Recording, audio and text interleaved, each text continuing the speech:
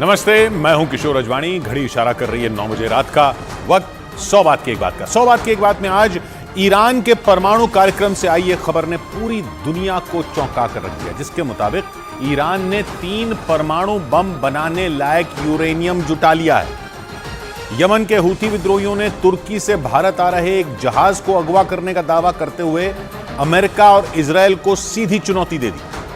पाकिस्तान के चुनावों में आतंकी संगठन लश्कर-ए-तैयबा के चीफ हाफिज सईद का बेटा तलहा सईद भी चुनाव लड़ेगा, जिससे साफ हो गया कि पाकिस्तान में आतंकी पूरी तरह बेलगाम है। और उत्तरकाशी में सुरंग में फंसे 41 मजदूरों की जान बचाने के लिए एक रोबोट सुरंग के अंदर भेजने की योजना पर काम शुरू हो गया। बड़ी खबर ईरान से जुड़े एक बहुत बड़े दावे पर। खबर है कि ईरान जल्द ही 1 या 2 नहीं बल्कि एक साथ 3 परमाणु बम बना सकता है।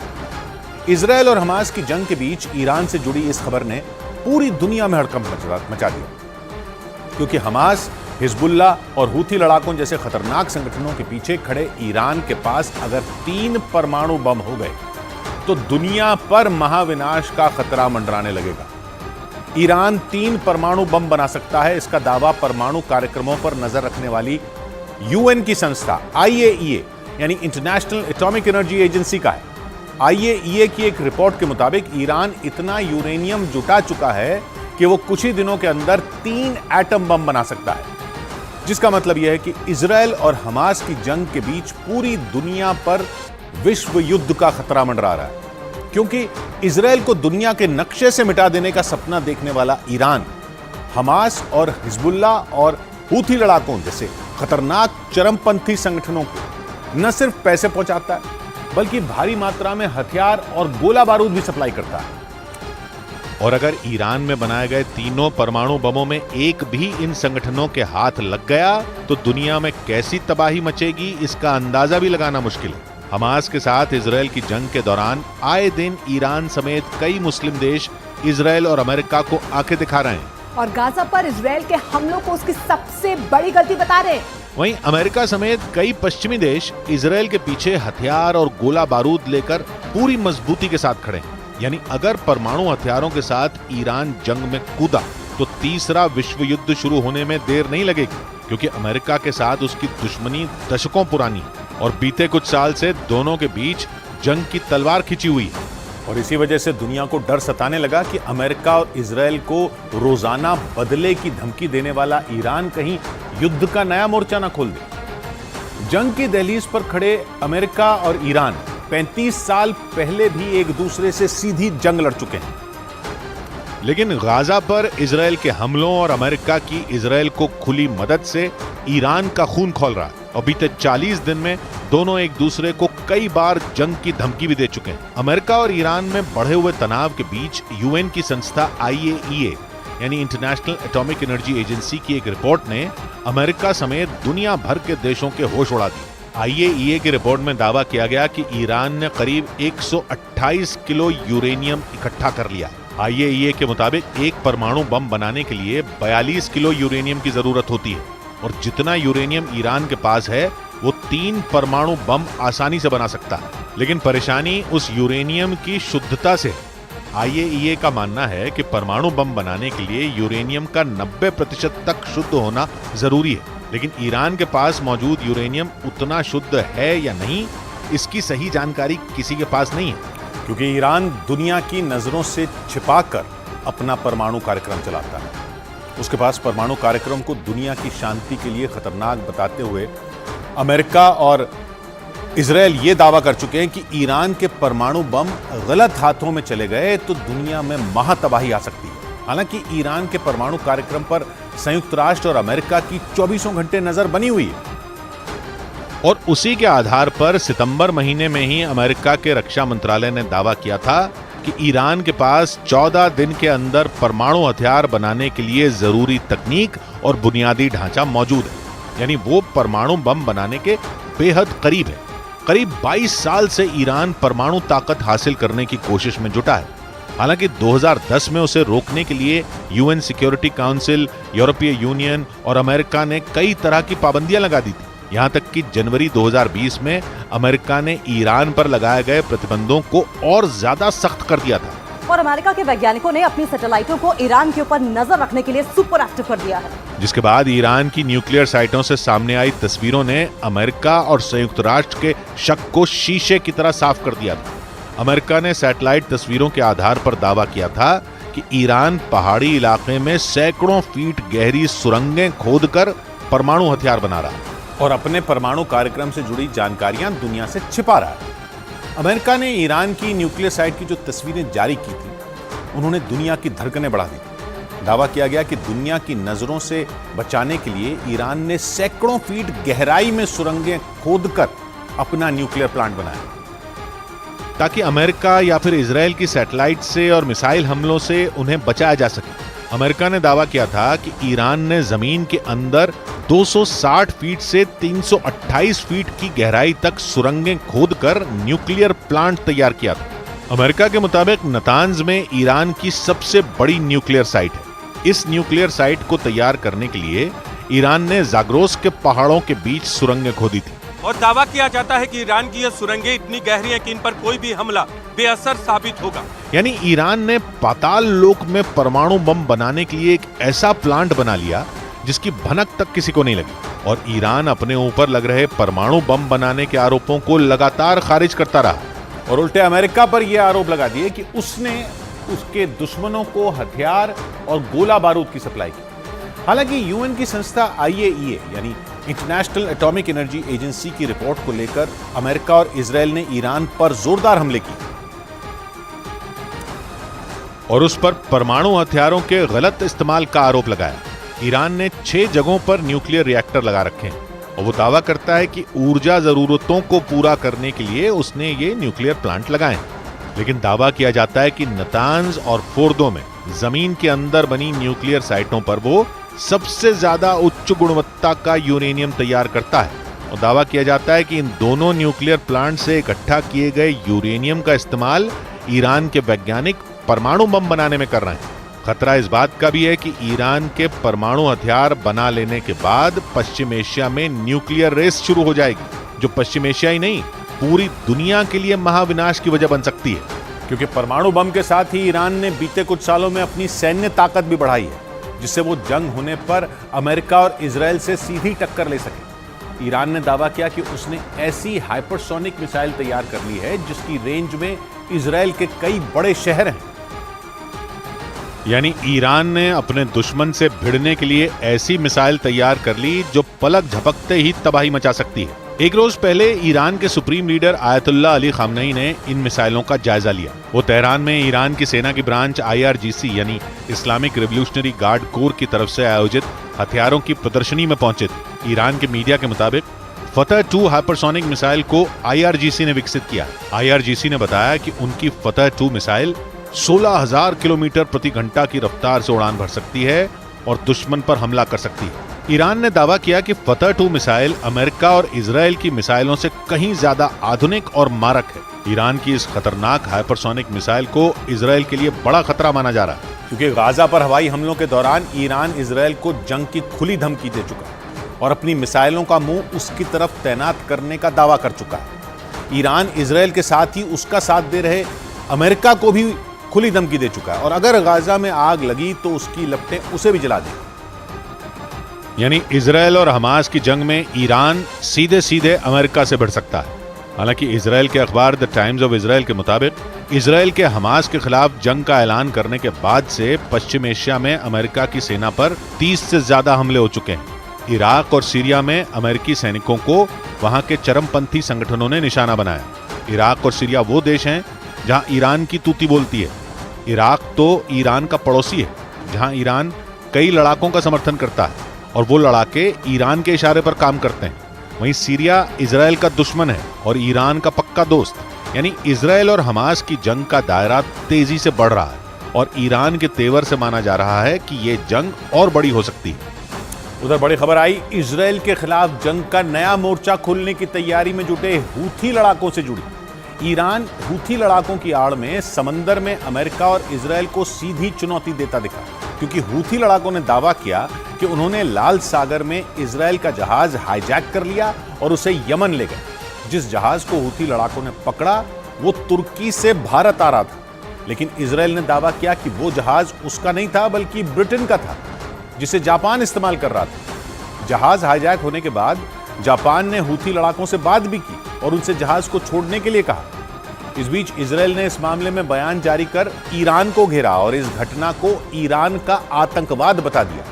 लाल सागर में जहाज हाईजैक करने का मामला ऐसे वक्त में आया जब खबर आई कि ईरान ने 3 परमाणु बम बनाने के लिए जरूरी यूरेनियम जुटा लिया और अपनी नई हाइपरसोनिक मिसाइल दुनिया को दिखाई, जिसके बाद खबर आई कि ईरान के समर्थन वाले यमन के हूथी लड़ाकों ने समंदर में एक जहाज हाईजैक कर लिया। दावा किया कि उन्होंने इजराइल का जहाज हाईजैक किया और इसलिए इसे समंदर में इजराइल और अमेरिका को ईरान की सीधी चुनौती माना गया, क्योंकि हूथी लड़ाकों ने डंके की चोट पर दावा किया कि इजराइल का एक जहाज उनके कब्जे में। और वो आगे भी लाल सागर में इजराइल के जहाजों को निशाना बनाएंगे, क्योंकि ईरान के समर्थन वाले हूथी विद्रोहियों ने दावा किया कि गैलेक्सी लीडर नाम का इजराइल का जहाज उन्होंने हाईजैक कर लिया। हूथी लड़ाकों ने जिस जहाज को पकड़ा वो तुर्की से भारत की ओर आ रहा था, लेकिन लाल सागर में यमन के नजदीक पहुंचते ही हूथी लड़ाकों ने जहाज को हाईजैक कर लिया और उसे यमन के बंदरगाह पर ले गए, जिसके बाद हूथी लड़ाकों ने प्रेस कॉन्फ्रेंस करके ये दावा किया कि इजराइल का एक जहाज उनके कब्जे में है जिसका नाम गैलेक्सी लीडर है। और हूथी लड़ाकों का कहना है कि वो लाल सागर में इजराइल के दूसरे जहाजों को भी निशाना बनाएंगे, जिसका मतलब यह हुआ कि हूथी लड़ाकों ने लाल सागर में इजराइल की परेशानी बढ़ाने की तैयारी कर ली। उन्होंने पहले लाल सागर के ऊपर से इजराइल पर मिसाइलें दागी और अब वो इजराइल के जहाजों का लाल सागर से आना जाना मुश्किल करना चाहते हैं। क्योंकि जहाज हाईजैक करने के बाद हूथी लड़ाकों ने इजराइल को सीधी चुनौती दी और बयान दिया कि हूथी विद्रोही उन जहाजों को टारगेट करेंगे जिन पर इजराइल के झंडे लगे होंगे। इजराइल की कंपनियों के जहाज भी उनके निशाने पर होंगे, इसलिए जिन जिन देशों के नागरिक इजराइल के जहाजों पर क्रू मेंबर की तरह काम कर रहे हैं वो उन्हें वापस बुला लें, क्योंकि हूथी विद्रोही समंदर में इजराइल के जहाजों को निशाना बनाने की तैयारी में हैं, जिसकी शुरुआत उन्होंने गैलेक्सी लीडर नाम के जहाज को हाईजैक करके कर दी और पूरी तैयारी से जहाज का अपहरण करने का दावा किया। खबर है कि गैलेक्सी लीडर नाम के इस जहाज को आखिरी बार 2 दिन पहले लाल सागर में देखा गया था, जिसके बाद जहाज के बारे में कुछ पता नहीं चला और फिर खबर आई कि जहाज को हाईजैक कर लिया गया और हूथी लड़ाके उसे अपने साथ यमन लेकर चले गए। हूथी लड़ाकों ने अपनी प्रेस कॉन्फ्रेंस में बताया कि जैसे ही जहाज यमन के नजदीक पहुंचा, हूथी लड़ाकों का हेलीकॉप्टर जहाज के ठीक ऊपर पहुंच गया और धीरे धीरे कई हूथी लड़ाके जहाज पर उतर गए, जिसके बाद उन्होंने जहाज को कब्जे में ले लिया और इसी के साथ संकेत मिल गए कि लाल सागर में जंग का एक नया मैदान तैयार हो रहा है, जिसमें हूथी लड़ाके इजराइल से सीधा भिड़ने की तैयारी में हैं। क्योंकि उन्होंने केवल जहाज का अपहरण ही नहीं किया बल्कि ये भी बोल दिया कि लाल सागर में यमन के नजदीक से इजराइल का जो जहाज गुजरेगा हूथी लड़ाके उसे अगवा कर लेंगे।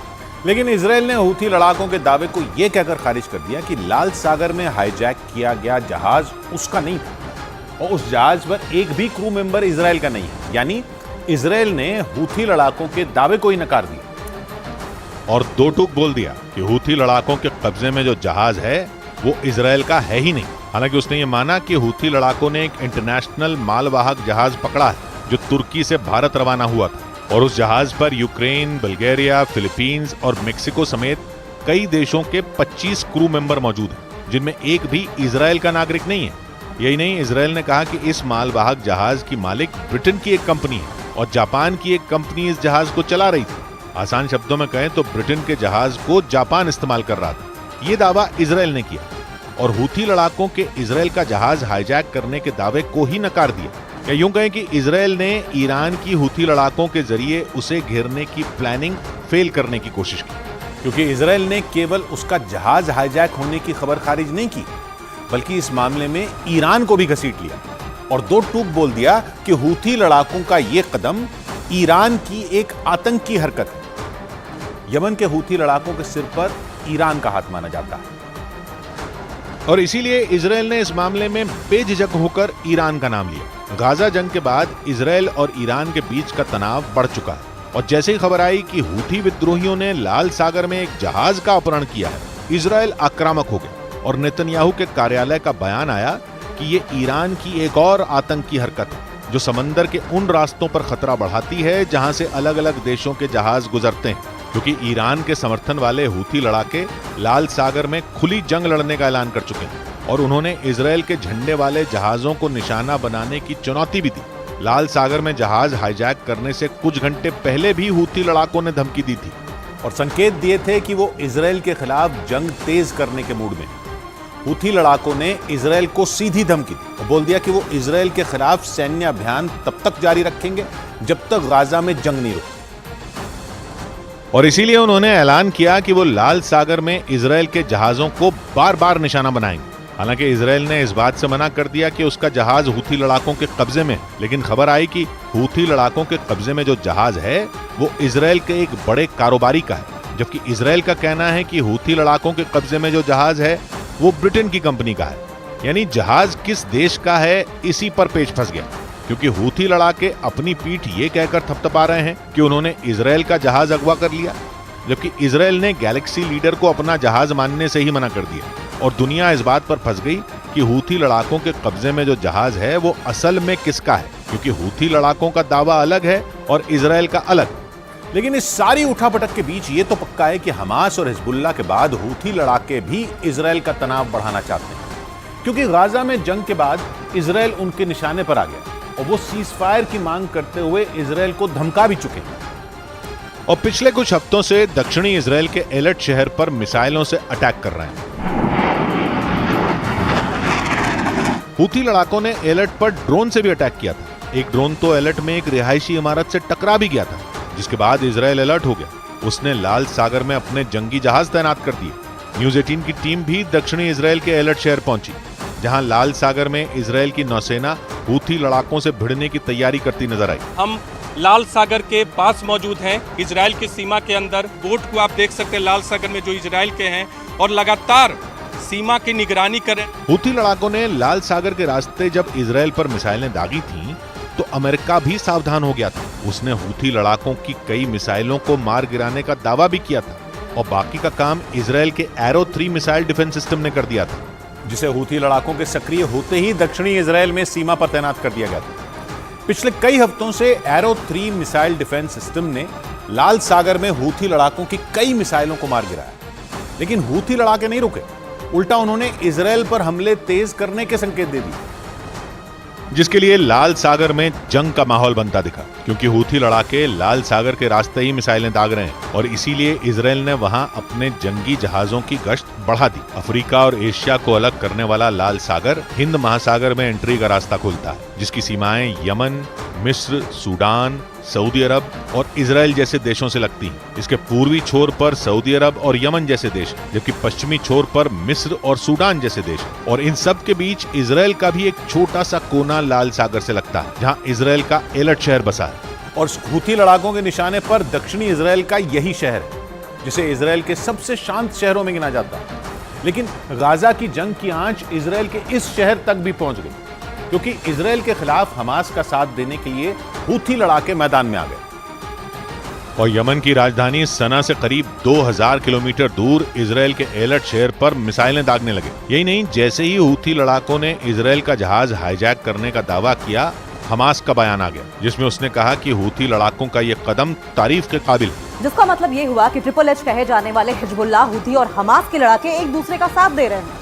और इन तीनों कट्टरपंथी संगठनों की आड़ में ईरान अपना काम कर रहा है, क्योंकि हिजबुल्लाह को ईरान ने बनाया था। गाजा जंग में ईरान ने हमास का साथ दिया और हूथी लड़ाकों के सिर पर भी ईरान का हाथ है। और इसीलिए कहा जाता है कि ट्रिपल एच जो करते हैं वो ईरान के इशारे पर करते हैं। और इसीलिए जैसे ही हूथी लड़ाकों ने लाल सागर में इजरायल से भिड़ने का ऐलान किया, इजरायल ने ईरान पर निशाना साधना शुरू कर दिया, क्योंकि उसे पता है कि हूथी लड़ाकों को हथियार और तकनीक दोनों ईरान से ही मिलती है। और इसीलिए इजरायल ने लाल सागर में जहाज के अपहरण का कनेक्शन सीधा ईरान से जोड़ दिया। यही नहीं, उसने इसे ईरान की आतंकी हरकत बोल दिया।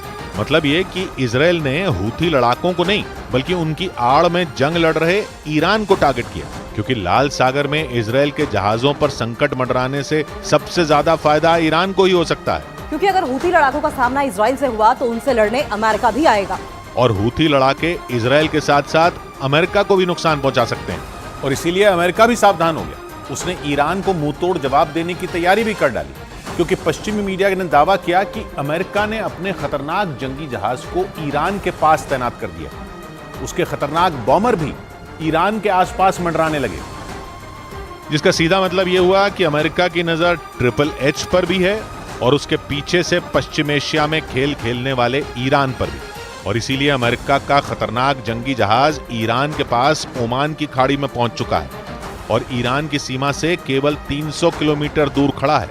ये दावा पश्चिमी मीडिया ने किया और जानकारी दी कि ओमान की खाड़ी में तैनात अमेरिका के जंगी जहाज पर कई लड़ाकू विमान और मिसाइलें तैनात हैं जो ईरान के पूर्वी और मध्य हिस्से को तबाह कर सकती हैं। जिसका मतलब ये हुआ कि ईरान को सबक सिखाने के लिए अमेरिका ने भी तैयारी कर ली है, क्योंकि केवल उसका जंगी जहाज ही नहीं बल्कि अमेरिका का B-1 बॉमर भी तुर्की के पास लाल सागर में तैनात कर दिया गया।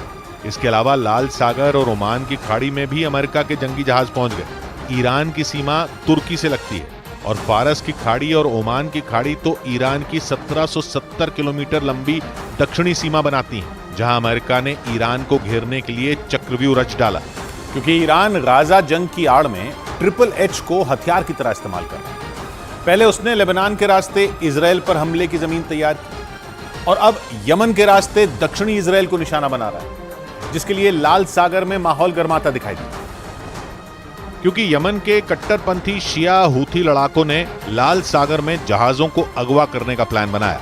फिलहाल तो हूथी लड़ाके इजराइल को निशाना बना रहे हैं, लेकिन जैसे संकेत हैं उनसे लगा कि हूथी लड़ाके इजराइल के दोस्त अमेरिका पर भी हमला करेंगे और लाल सागर से गुजरने वाले अमेरिका के जहाजों को भी निशाना बना सकते हैं। जिसके बाद इजराइल ने बिना घुमाए फिराए बोल दिया कि ईरान समंदर में इजराइल और अमेरिका को चुनौती दे रहा है और आतंकी हरकतें कर रहा है। यानी इजराइल और अमेरिका को पता है कि हूथी लड़ाके खुद कुछ नहीं कर रहे बल्कि ईरान उनसे ये करवा रहा है, क्योंकि वो समंदर, जमीन और आसमान में इजराइल और अमेरिका के खिलाफ हमास, हिजबुल्ला और हूथी लड़ाकों को आगे खड़ा कर रहा है और उनकी आड़ में पूरे पश्चिम एशिया को जंग में झोंकने की साजिश रच रहा है। उधर ब्रेकिंग न्यूज आ रही है इजराइल पर हिजबुल्ला के हमले से जुड़ी।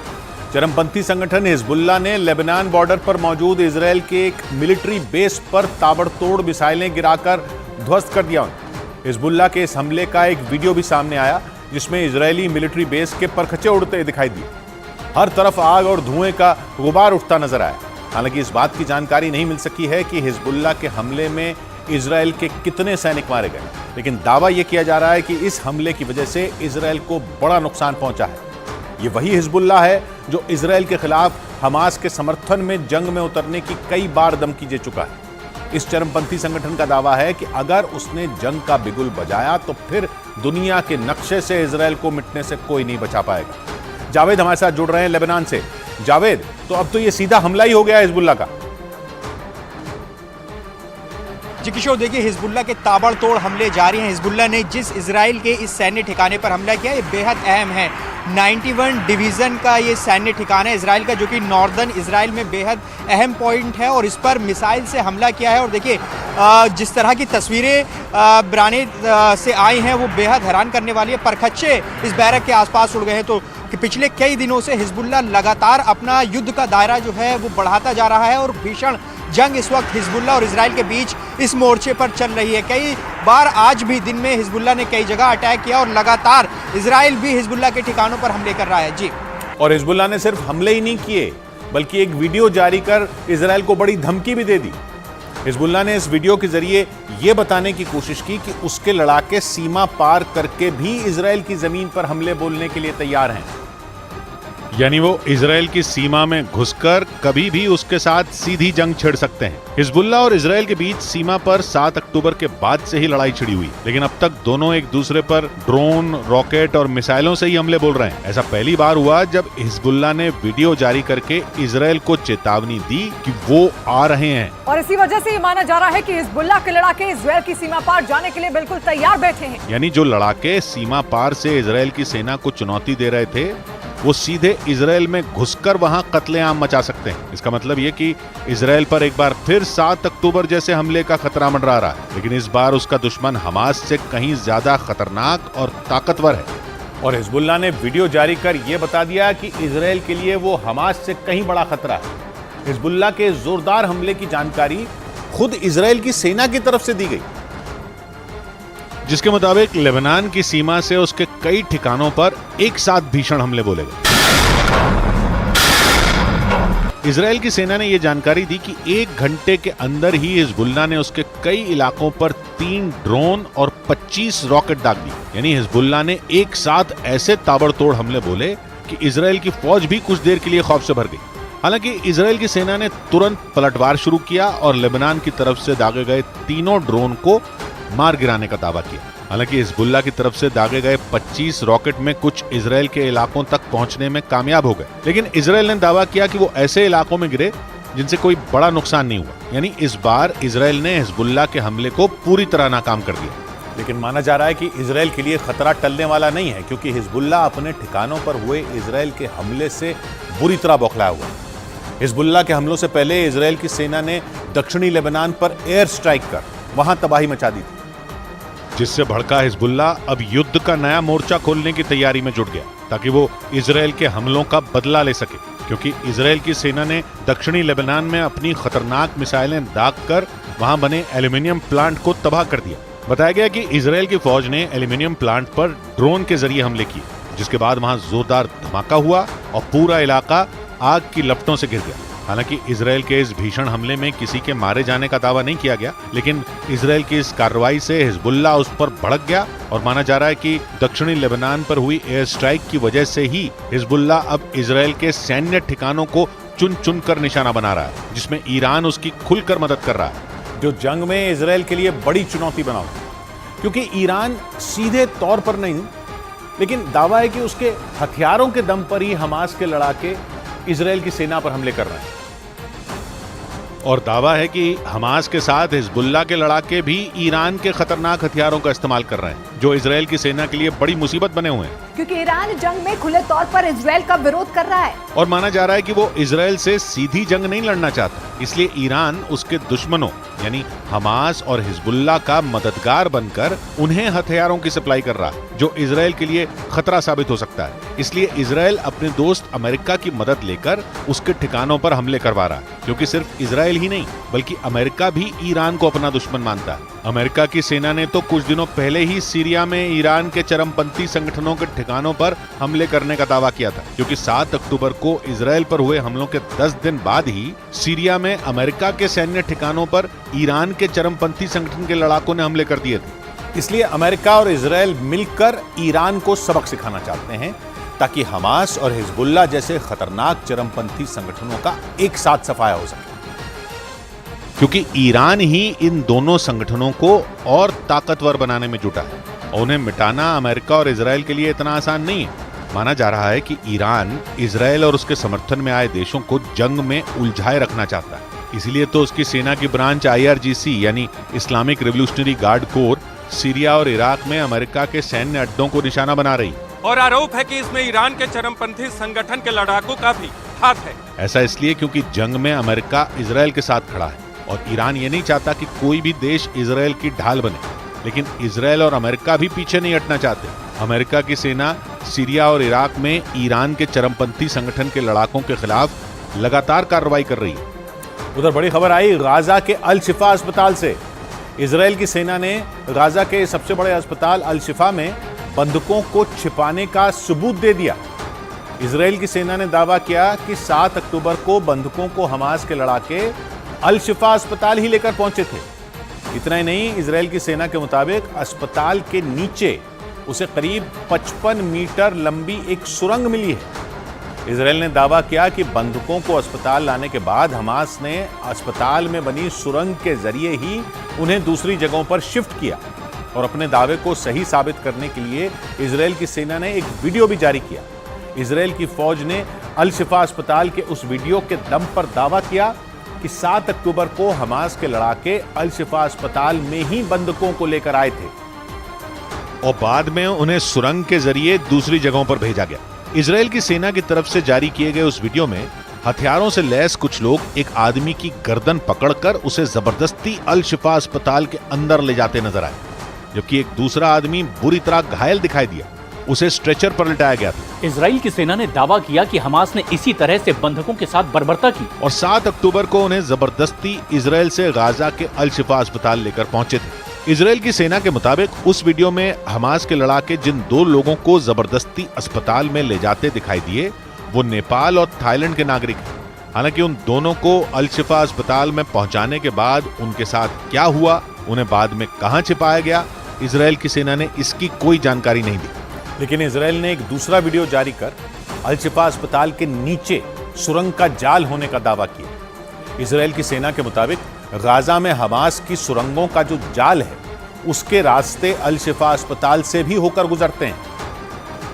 और इजराइल के मुताबिक हमास ने अल शिफा अस्पताल के नीचे बनी सुरंग का इस्तेमाल उस पर हमले के लिए भी किया। इजराइल की सेना की तरफ से जो वीडियो जारी किया गया उसमें एक गहरी सुरंग दिखाई दी, जबकि इजराइल के कुछ सैनिक उस सुरंग के अंदर घुसते नजर आए। उन्होंने उस सुरंग का चप्पा चप्पा खंगाला, लेकिन उन्हें वहां कोई भी बंधक या फिर हमास का लड़ाका नहीं मिला। मगर इजराइल ने दावा किया कि अल शिफा अस्पताल के अंदर बनी उस सुरंग का इस्तेमाल हमास के लड़ाकों ने बंधकों को दूसरी जगह तक पहुंचाने के लिए किया।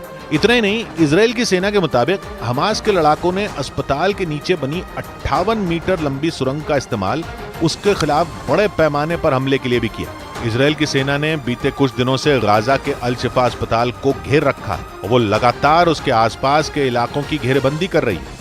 लेकिन जैसे ही इजराइल ने हमास पर अस्पताल के नीचे बनी सुरंग का इस्तेमाल करने का आरोप लगाया, हमास ने भी सफाई पेश कर दी।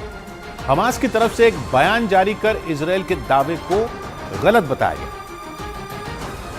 और हमास ने यह भी साफ कर दिया कि उसके लड़ाकों ने अस्पताल के नीचे बनी उस सुरंग का इस्तेमाल हमले के लिए नहीं किया। लेकिन इजराइल की सेना के मुताबिक हमास ने अस्पताल को ढाल के तौर पर इस्तेमाल कर उसे भारी नुकसान पहुंचाने की कोशिश की। इजराइल लगातार यह दावा करता आया कि हमास ने अल शिफा अस्पताल के नीचे अपना कमांड सेंटर बना रखा है, जिसका इस्तेमाल उसने इजराइल के खिलाफ हमले की प्लानिंग के लिए किया है। लेकिन भले ही इजराइल की सेना ने अस्पताल में सुरंग का पता लगाने का दावा किया हो, मगर उसके अंदर बने हमास के कमांड सेंटर तक वो नहीं पहुंच सकी है। अल शिफा अस्पताल गाजा का सबसे बड़ा अस्पताल है और यही वजह रही कि इजराइल की सेना ने जब गाजा के अस्पतालों को अपने निशाने पर लिया तो उसका पहला टारगेट अल शिफा अस्पताल पर कंट्रोल करने का था। क्योंकि इजराइल को इस बात की उम्मीद थी कि हमास ने उसके लोगों को अल शिफा अस्पताल में ही रखा होगा। ऐसा इसलिए क्योंकि हमास को यह बात अच्छी तरह से पता थी कि हमास पर हमलों के दौरान इजराइल अस्पतालों पर हमले से बचेगा। लेकिन इजराइल ने अल शिफा अस्पताल पर भी धावा बोल दिया। इजराइल को इस बात की उम्मीद थी कि हमास ने उसके लोगों को अस्पताल में कहीं छिपा कर रखा होगा। इसीलिए गाजा में जमीनी ऑपरेशन शुरू करने के बाद इजराइल ने अल शिफा अस्पताल को अपनी मुट्ठी में करने के लिए पूरी ताकत झोंक दी। उसने अस्पताल के आसपास के इलाकों में भीषण हमले कर हमास के लड़ाकों को वहां से पीछे खदेड़ा और अल शिफा अस्पताल को घेर लिया। लेकिन उसने जो सोचा था वैसा बिल्कुल नहीं हुआ, क्योंकि ना तो उसे वहां हमास के लड़ाके मिले और ना ही कोई बंधक। दावा किया गया कि हमास ने इजराइल के लोगों को अस्पताल से निकालकर अपनी सुरक्षित सुरंगों में कहीं छिपा दिया, जिसकी वजह से इजराइल की सेना अब तक उन तक नहीं पहुंच पाई। हमास ने 7 अक्टूबर को इजराइल से करीब 240 लोगों को बंधक बनाया था, जिनमें 40 बच्चे भी शामिल बताए गए। और इसीलिए इजराइल ने अपने लोगों को छुड़ाने के लिए पूरी ताकत झोंक रखी। इजराइल की सेना जमीन पर उतरकर तो बंधकों को ढूंढी रही है, साथ ही खबर है कि कतर की मध्यस्थता के जरिए भी हमास से बंधकों के मुद्दे पर बातचीत तेज हो गई है। और कतर के प्रधानमंत्री ने खुद इस बात की जानकारी दी। मोहम्मद बिन अब्दुल रहमान अल थानी के मुताबिक जल्द ही इजराइल और हमास के बीच बंधकों के मुद्दे पर एक डील हो सकती है। कतर जंग की शुरुआत से ही बंधकों के मुद्दे पर इजराइल और हमास के बीच मध्यस्थता कर रहा है। कतर की मध्यस्थता से ही हमास 4 बंधकों को रिहा भी कर चुका है। लेकिन अब कतर की कोशिश है कि जल्द दोनों के बीच समझौता हो जाए, ताकि गाजा पर इजराइल अपने हमले बंद कर दे, जिससे पश्चिम एशिया में एक बार फिर शांति कायम हो। लेकिन कतर की लाख कोशिश के बावजूद अभी तक ऐसा नहीं हो पाया है। मगर अब कतर के प्रधानमंत्री ने यह दावा किया कि हमास और इजराइल समझौते के बेहद करीब हैं। उनके मुताबिक दोनों के बीच डील कुछ शर्तों पर सहमति नहीं बनने की वजह से नहीं हो पाई है। लेकिन बंधकों के मुद्दे पर अब अमेरिका ने भी कतर पर दबाव बनाना शुरू कर दिया। खबर है कि अमेरिका के राष्ट्रपति बाइडेन ने कतर के अमीर से फोन पर बातचीत कर सभी बंधकों की रिहाई की मांग की और कतर से हमास पर बंधकों को छोड़ने का दबाव बनाने को कह दिया। खबर के मुताबिक बाइडेन ने कतर के अमीर से फोन पर बातचीत की और इजराइल के 240 बंधकों की रिहाई की मांग की। ऐसी खबरें सामने आ रही हैं कि हमास इजराइल के 50 लोगों को छोड़ने के लिए तैयार है। जिसके बदले उसने इजराइल की जेलों में बंद अपने 150 कैदियों की रिहाई की शर्त रखी है और साथ ही वो 5 दिन का सीज फायर भी चाहता है। इतना ही नहीं, बताया गया कि हमास महिला बंधकों को छोड़ने के लिए तैयार नहीं है। हालांकि उसने बच्चों को अपनी कैद से आजाद करने की बात जरूर रखी, लेकिन इजराइल ने भी साफ कह दिया कि ऐसा नहीं हो सकता। हमास को महिलाओं और बच्चों दोनों को एक साथ छोड़ना होगा। हालांकि खबर है कि अपने दुश्मन हमास के साथ समझौते की बात को नेतन्याहू ने सिरे से खारिज कर दिया और साफ कह दिया कि गाजा में तब तक हमले जारी रहेंगे जब तक वहां से हमास का नामो निशान नहीं मिट जाता।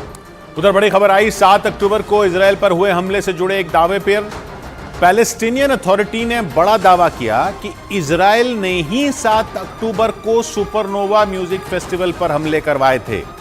पैलेस्टीनियन अथॉरिटी के मुताबिक इजराइल की सेना के एक हेलीकॉप्टर ने ही 7 अक्टूबर को वहां बम बरसाए थे। इसके लिए पैलेस्टीनियन अथॉरिटी ने इजराइल के एक अखबार की रिपोर्ट का ही हवाला दिया। इजराइल के उस अखबार ने दावा किया कि उसकी ये रिपोर्ट 7 अक्टूबर को हुए हमलों की जांच कर रहे इजराइल की पुलिस के एक अधिकारी से मिली जानकारी पर आधारित है और उसी रिपोर्ट के आधार पर पैलेस्टीनियन अथॉरिटी ने इजराइल पर चौंकाने वाले आरोप लगा दिए। आरोपों के मुताबिक इजराइल की फौज ने ही इजराइल के लोगों की जान ले ली थी, जबकि 7 अक्टूबर को इजराइल पर हुए हमले के बाद से ही नेतन्याहू की फौज गाजा में हमास के ठिकानों पर कहर ढा रही है। लेकिन अब जब पैलेस्टीनियन अथॉरिटी ने यह दावा किया कि इजराइल ने अपने ही लोगों पर जानबूझकर बम बरसाए थे, तो पूरी दुनिया में बवाल मच गया, क्योंकि इजराइल में हुई हर एक मौत के लिए इजराइल हमास को ही जिम्मेदार मानता है। लेकिन पैलेस्टीनियन अथॉरिटी के मुताबिक हमास को क्रूर दिखाने के लिए इजराइल ने उसके खिलाफ साजिश रची थी और 7 अक्टूबर को किबुत्ज रईम इलाके में सुपरनोवा म्यूजिक फेस्टिवल के दौरान इजराइल के उस हेलीकॉप्टर ने अपने ही लोगों पर बम बरसा दिए थे, ताकि दुनिया के सामने हमास को एक विलन के तौर पर पेश किया जाए और यह दिखाया जाए कि हमास के हमलों में इजराइल को बहुत ज्यादा नुकसान हुआ, क्योंकि इजराइल को यह बात बहुत अच्छे तरीके से पता थी कि जब वो गाजा में हमास पर भीषण हमले करेगा तो उसकी राह में कई देश रोड़ा बनेंगे। इतना ही नहीं, पैलेस्टीनियन अथॉरिटी ने दावा किया कि पूरी दुनिया में हमास के खिलाफ माहौल बनाने के लिए ही इजराइल ने अपने ही लोगों पर हमले कर दिए थे। इजराइल पर उंगली इसलिए भी उठी क्योंकि खबर के मुताबिक इजराइल की सेना ने इस आरोप पर बोलने से साफ इनकार कर दिया, जबकि इजराइल की पुलिस ने भी इस पर चुप्पी साध ली। पैलेस्टीनियन अथॉरिटी ने इजराइल की पुलिस के एक अधिकारी से मिली जानकारी के आधार पर ही इजराइल को लेकर यह दावा किया। दावा तो यह भी किया गया कि इजराइल ने गाजा में हमले का जो प्लान बनाया था वो पूरी तरह से कामयाब हो, इसीलिए पहले ही इजराइल की सेना ने हमास के खिलाफ सबूत गढ़ लिए, क्योंकि उसे ये बात पता थी कि हमास को मिटाने के लिए जरूरी होगा कि उसे क्रूर और आतंकी के तौर पे दिखाया जाए।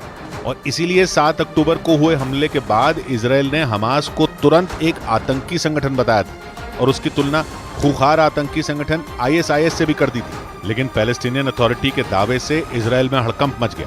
हालांकि खबर के मुताबिक इस आरोप पर इजराइल की सेना ने कुछ भी बोलने से इनकार कर दिया, जबकि नेतन्याहू ने पैलेस्टीनियन अथॉरिटी के दावे को पूरी तरह गलत बता दिया। उधर उत्तरी गाजा के रंतीसी अस्पताल में आमने सामने की जंग छिड़ गई। हमास के खात्मे के लिए इजराइल की सेना वहां लगातार हमले कर रही है, तो वहीं हमास भी इजराइल की सेना का मुंह तोड़ जवाब देने का दावा कर रहा है। और इसके लिए हमास ने एक वीडियो भी जारी किया, जिसमें हमास के लड़ाके इजराइल की सेना का मुकाबला करते दिखे। हमास की अल कसाम ब्रिगेड ने जो वीडियो जारी किया, उसमें वो लड़ाके पहले इजराइल की सेना पर फायरिंग करते और फिर वहां से भागते दिखे। इस दौरान उन लड़ाकों ने अल्लाहू अकबर के नारे भी लगाए।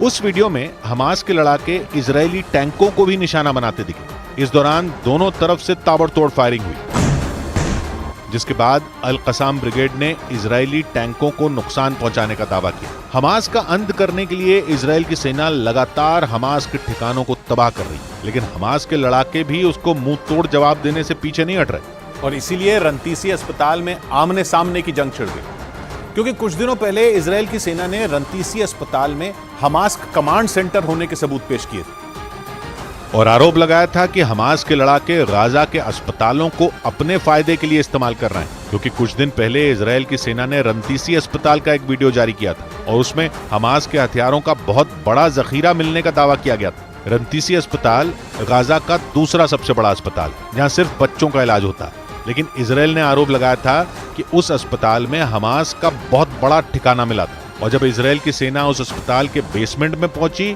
तो उन्हें वहां हथियारों का बड़ा जखीरा मिला था और उसे देखकर यह लगा कि हमास ने कई दिनों तक जंग लड़ने की तैयारी की हुई थी और इसके लिए उसने रंतीसी अस्पताल के नीचे अपनी एक अलग दुनिया बना ली थी। इजराइल की सेना के मुताबिक हमास ने अपनी ज्यादातर सुरंगें किसी अस्पताल या स्कूल के नीचे ही बना रखी हैं ताकि कोई उस पर हमला न कर सके और वो लंबे वक्त तक अपनी सुरंगों में छिपकर रह सके। लेकिन इजराइल की सेना न सिर्फ हमास की उस सुरंग तक पहुंच गई बल्कि उसने दुनिया के सामने ये सबूत भी पेश कर दिया कि हमास बच्चों के अस्पताल को अपने हथियारों के गोदाम की तरह इस्तेमाल कर रहा था। इजराइल की सेना को वहां से आत्मघाती हमला करने में इस्तेमाल होने वाली कई जैकेट भी मिली थी। दावा किया गया कि उन जैकेट के जरिए हमास के लड़ाके इजरायली सेना पर आत्मघाती हमला करने वाले थे।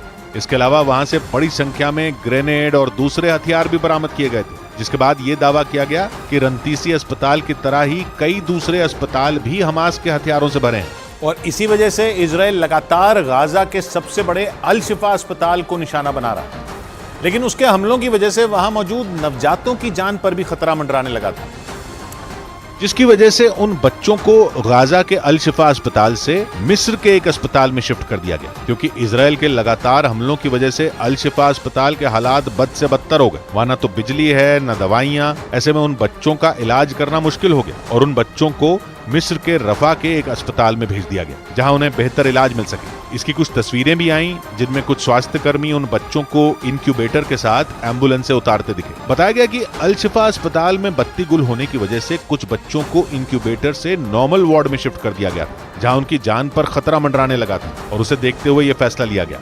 इस बीच इजराइल ने हमास पर 19 साल की सैनिक नोआ मार्सियानो की हत्या का आरोप लगा दिया।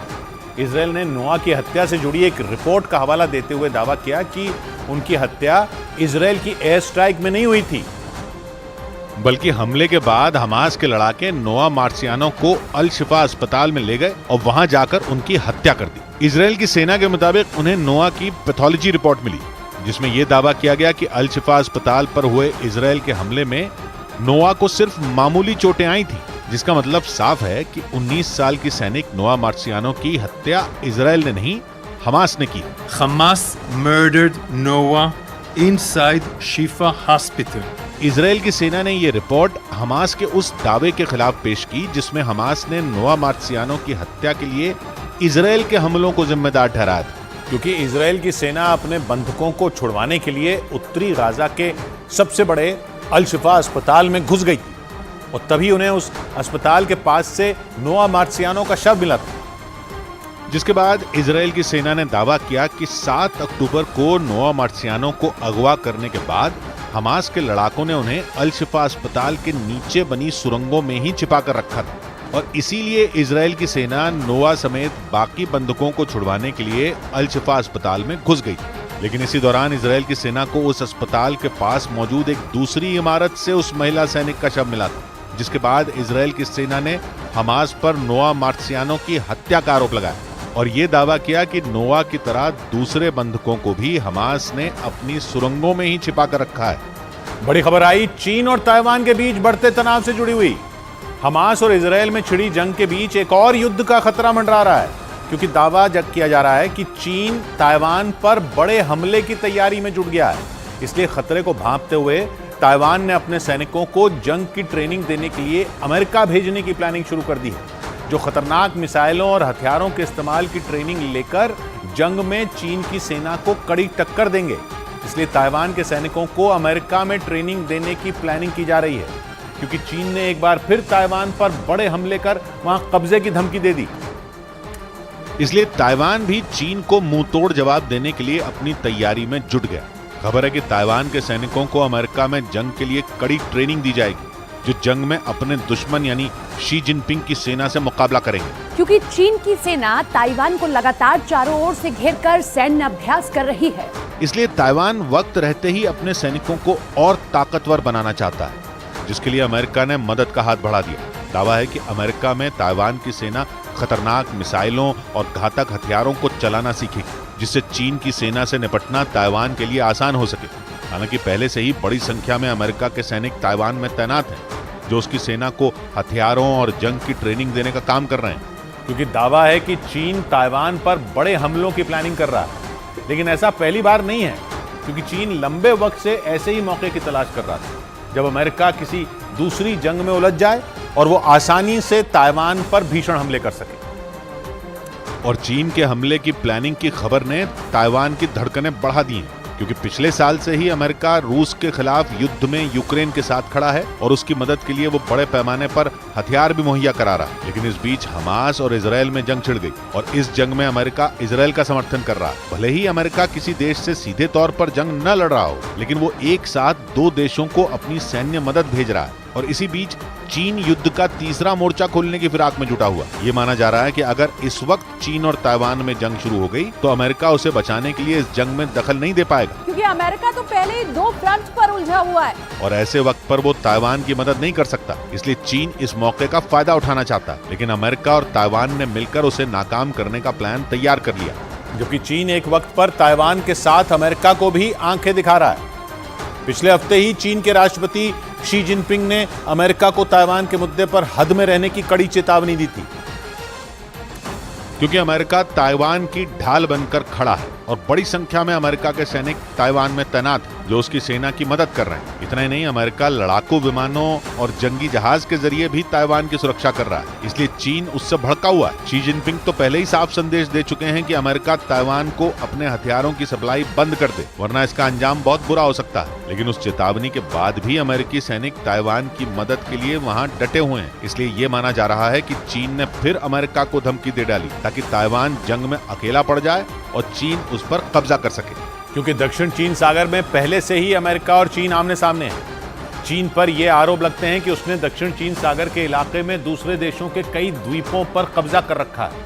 इतना ही नहीं, चीन तो वहां 90% हिस्से पर अपना दावा करता है। लेकिन चीन के इस दावे को अमेरिका नकारता है।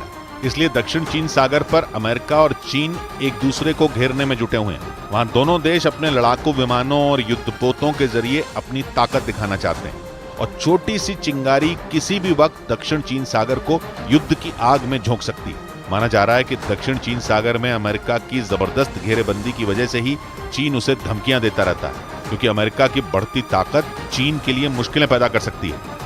उधर बड़ी खबर आई म्यांमार से। खबर है कि वहां चल रही सेना की सत्ता पर कभी भी विद्रोहियों का कब्जा हो सकता है। वहां की सरकार के खिलाफ जंग लड़ रहे विद्रोहियों ने देश के बहुत बड़े हिस्से पर कब्जे का ऐलान कर दिया है। लंबे वक्त से म्यांमार में गृह युद्ध चल रहा है। पिछले महीने से ही वहां के विद्रोही म्यांमार की सेना के खिलाफ भीषण जंग लड़ रहे हैं। कई जगहों से म्यांमार की फौज की शिकस्त की खबरें सामने आने के बाद वहां की सरकार बैकफुट पर दिख रही है। इसलिए आशंका जताई जा रही है कि म्यांमार की सत्ता कभी भी वहां के विद्रोहियों के हाथ में जा सकती है, क्योंकि म्यांमार में हजारों वर्ग किलोमीटर जमीन पर विद्रोही संगठन कब्जे का ऐलान कर चुके हैं। पिछले 1.5 महीने से म्यांमार की सेना के खिलाफ वहां के विद्रोही संगठनों ने लड़ाई छेड़ रखी है। 2021 से ही म्यांमार का शासन वहां की सेना के हाथ में है और तभी से वहां लोकतंत्र बहाली की मांग करने वाले संगठन वहां की सेना के खिलाफ जंग लड़ रहे हैं। लेकिन अब ये जंग वहां की सरकार के गले की फांस बनती दिख रही है। विद्रोही संगठनों ने वहां की 8000 वर्ग किलोमीटर जमीन पर कब्जे का दावा किया है। इस कब्जे का सीधा मतलब यह है कि वहां पर म्यांमार की सेना या सरकार का शासन नहीं चलता, और म्यांमार की सरकार के लिए खतरे की घंटी इसलिए है क्योंकि विद्रोहियों के कब्जे वाले इलाके लगातार बढ़ रहे हैं। खबरों के मुताबिक वहां की सेना पर भारी पड़ रहे विद्रोहियों के पास आधुनिक हथियार भी हैं और बेशुमार लड़ाके भी। इसीलिए वो लड़ाई में म्यांमार की सेना के होश उड़ा रहे हैं। यही वजह है कि म्यांमार में छिड़ा गृह युद्ध थमने का नाम नहीं ले रहा है। ऊपर से वहां के विद्रोही लगातार वीडियो जारी कर वहां की सेना की मुश्किल बढ़ा रहे हैं। म्यांमार के विद्रोहियों ने इस बार वहां के सैनिकों के सरेंडर का वीडियो जारी किया, जिससे म्यांमार की सेना की लाचारी साफ दिखने लगी। क्योंकि वीडियो म्यांमार की सेना के कैंप का बताया गया, जिसमें कई सैनिक विद्रोहियों के सामने सरेंडर करते दिखे। दावा यह है कि भीषण हमलों के बाद कैंप के अंदर फंसे सैनिकों ने विद्रोहियों से हमले बंद करने की अपील कर दी और बदले में सरेंडर करने का ऐलान भी कर दिया। बाद में विद्रोही लड़ाके सैनिकों को एक गाड़ी में डालकर ले गए। इसके बाद विद्रोहियों के कब्जे में मौजूद म्यांमार के सैनिकों की तस्वीरें भी सामने आई। कई सैनिक बुरी तरह जख्मी दिखाई दिए। अगवा किए गए सैनिकों से खाना बनवाने और साफ सफाई जैसे काम कराए जाने की खबरें भी सामने आई। म्यांमार की सेना के लिए ये तस्वीरें शर्म से डूब मरने वाली हैं। विद्रोही संगठनों के सामने उनकी लाचारी और बेचारगी इन तस्वीरों में साफ दिखाई दी। यानी विद्रोही संगठनों ने मनोवैज्ञानिक रूप से भी म्यांमार की सेना को तोड़कर रख दिया।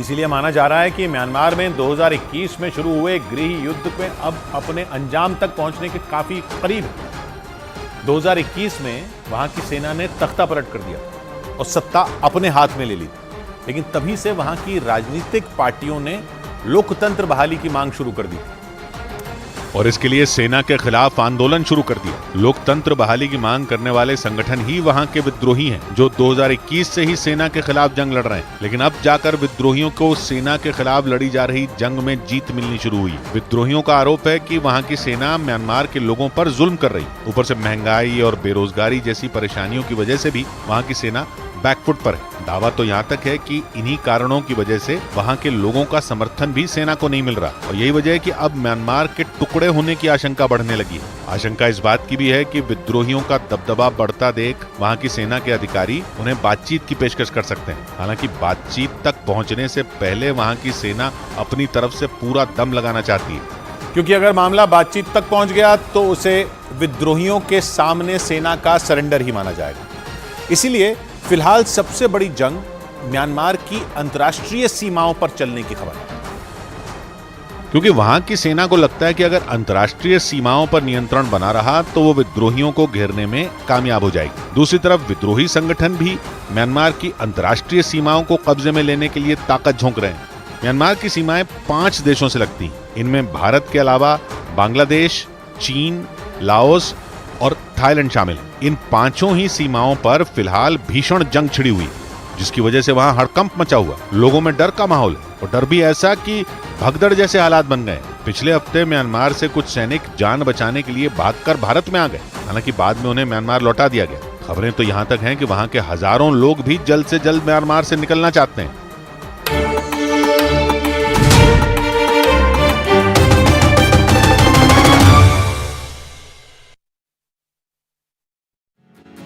इजरायल और हमास की जंग के बीच पूरी दुनिया पर विश्व युद्ध का खतरा मंडरा रहा है, क्योंकि इजरायल को दुनिया के नक्शे से मिटा देने का सपना देखने वाला ईरान हमास और हिजबुल्ला और हूथी लड़ाकों जैसे खतरनाक चरमपंथी संगठनों को न सिर्फ पैसे पहुंचाता है, बल्कि भारी मात्रा में हथियार और गोला बारूद भी सप्लाई करता है। और अगर ईरान में बनाए गए तीनों परमाणु बमों में एक भी इन संगठनों के हाथ लग गया तो दुनिया में कैसी तबाही मचेगी, इसका अंदाजा भी लगाना मुश्किल है। हमास के साथ इजरायल की जंग के दौरान आए दिन ईरान समेत कई मुस्लिम देश इजरायल और अमेरिका को आंखें दिखा रहे हैं और गाजा पर इजरायल के हमलों को उसकी सबसे बड़ी गलती बता रहे हैं। वहीं अमेरिका समेत कई पश्चिमी देश इजरायल के पीछे हथियार और गोला बारूद लेकर पूरी मजबूती के साथ खड़े हैं। यानी अगर परमाणु हथियारों के साथ ईरान जंग में कूदा तो तीसरा विश्व युद्ध शुरू होने में देर नहीं लगेगी, क्योंकि अमेरिका के साथ उसकी दुश्मनी दशकों पुरानी है और बीते कुछ साल से दोनों के बीच जंग की तलवार खिंची हुई है।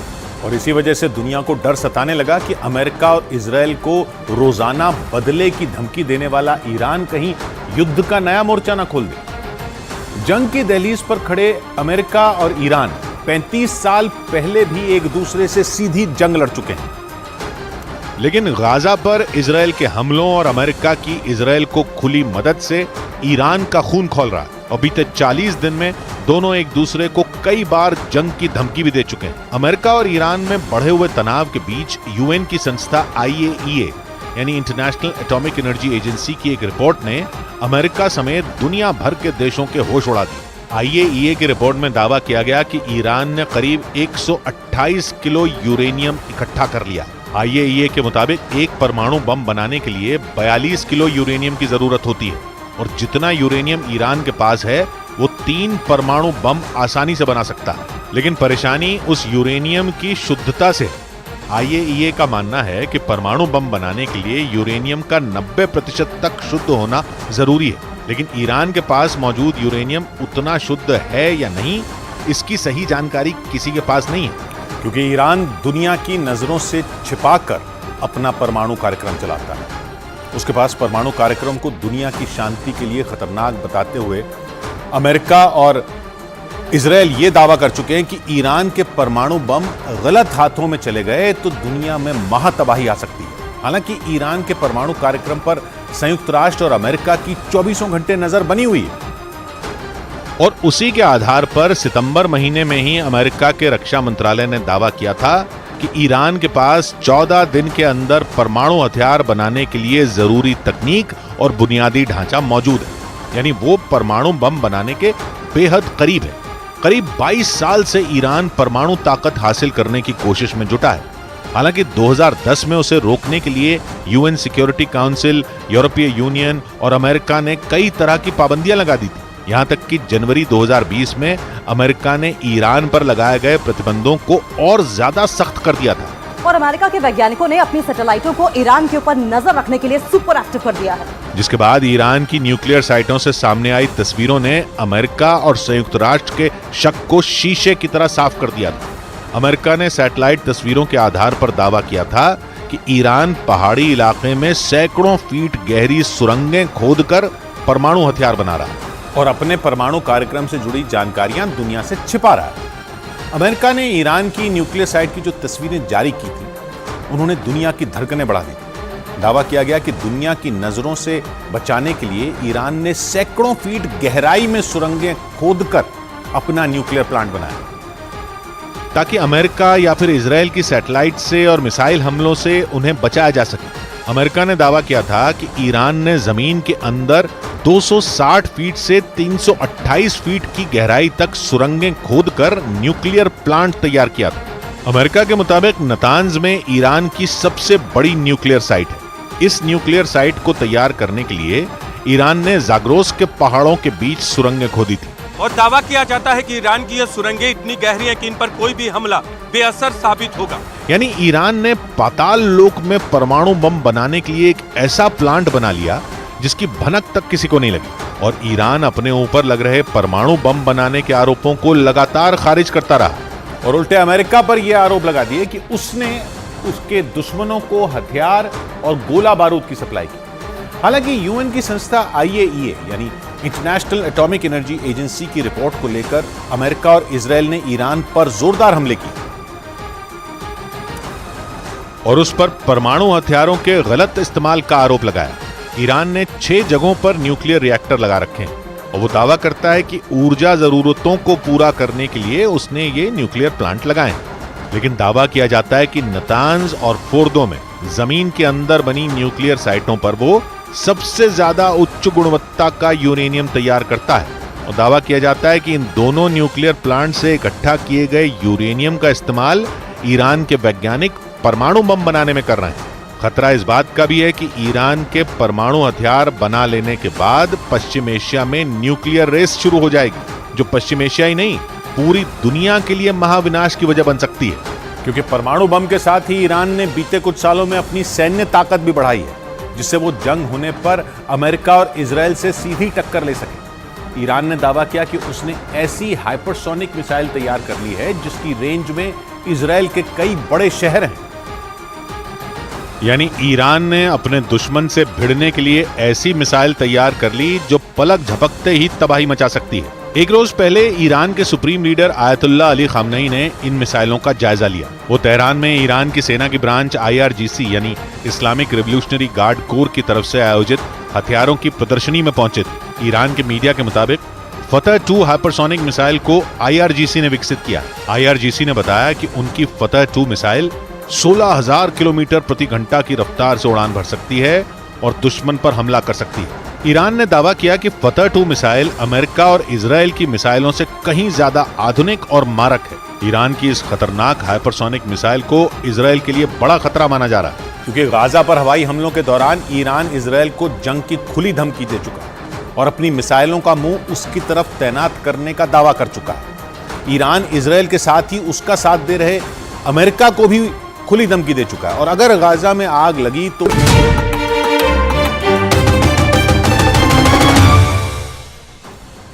बड़ी खबर आई उत्तर कोरिया की जासूसी सैटेलाइट की लॉन्चिंग से जुड़ी। दक्षिण कोरिया की सेना ने किम जोंग उन को इस मामले में एक भी कदम आगे न बढ़ाने की चेतावनी दे दी है। माना जा रहा है कि दक्षिण कोरिया को ऐसा करने की हिम्मत अमेरिका से मिली। मतलब सीधे शब्दों में वो अमेरिका के दम पर किम जोंग उन को धमकी देने लगा है, जिसका सीधा मतलब ये कि जंग का एक और मोर्चा खुलने की कगार पर पहुंच चुका है, क्योंकि दक्षिण कोरिया ने किम जोंग उन को यह धमकी दी है कि अगर उन्होंने जासूसी सैटेलाइट को अंतरिक्ष में भेजने की कोशिश की तो वो उत्तर कोरिया के खिलाफ कड़े कदम उठाएगा, जिसका सीधा मतलब यह हुआ कि किम जोंग उन की जासूसी सैटेलाइट के मुद्दे पर उत्तर कोरिया और दक्षिण कोरिया के बीच एक बार फिर तलवारें खिंच गई, क्योंकि दक्षिण कोरिया इस मामले में खुलकर किम जोंग उन पर हमलावर नजर आया और उसने सीधी सीधी चेतावनी दे दी कि अंतरिक्ष में जासूसी सैटेलाइट भेजना किम जोंग उन के लिए बहुत महंगा सौदा साबित होगा, क्योंकि अगर ऐसा हुआ तो फिर इसका जवाब देने के लिए दक्षिण कोरिया की सेना अपनी पूरी ताकत लगा देगी। और ऐसा इसलिए क्योंकि दक्षिण कोरिया को यह डर है कि किम जोंग उन अगर अपने मिशन में कामयाब हो गए तो उसका सबसे बुरा असर दक्षिण कोरिया पर ही पड़ेगा। इसलिए उसने उत्तर कोरिया को तुरंत अपने इस जासूसी सैटेलाइट मिशन को रोकने की चेतावनी दे दी। 국제사회가 한결같이 북한의 불법 행위를 엄중히 규탄하는 현실을 직시하고 इस दौरान दक्षिण कोरिया ने यह आरोप भी लगाया कि जासूसी सैटेलाइट भेजकर किम जोंग उन यूएन के नियमों का उल्लंघन भी करेंगे। इस मामले ने अचानक तूल इसलिए पकड़ा क्योंकि किम जोंग उन ने एक बार फिर यह ऐलान कर दिया कि वो जल्द ही अपनी जासूसी सैटेलाइट की लॉन्चिंग की प्रक्रिया दोबारा शुरू करने वाले हैं। मतलब जासूसी सैटेलाइट की लॉन्चिंग में 2 बार असफल रहे किम जोंग उन तीसरी बार इसकी कोशिश करेंगे और इस बार इस काम में रूस भी उनका साथ देगा। और इसी वजह से किम जोंग उन को यह भरोसा है कि वो अंतरिक्ष में अपनी जासूसी सैटेलाइट भेजने में इस बार कामयाब हो जाएंगे। और अगर ऐसा हुआ तो उसके पड़ोसी और सबसे बड़े दुश्मन दक्षिण कोरिया पर खतरा बढ़ सकता है, क्योंकि अगर किम जोंग उन इसमें कामयाब रहे तो दक्षिण कोरिया की तो शामत आएगी ही, साथ ही जापान और दक्षिण कोरिया में मौजूद अमेरिकी सैन्य अड्डों पर भी खतरा मंडराने लगेगा, क्योंकि सैटेलाइट की मदद से किम जोंग उन तक जापान और दक्षिण कोरिया में मौजूद अमेरिकी सैन्य अड्डों की लोकेशन पहुंच सकती है। जिसका सीधा मतलब ये हुआ कि किम जोंग उन अपने पड़ोस में मौजूद सभी दुश्मनों पर नजर रख सकेंगे।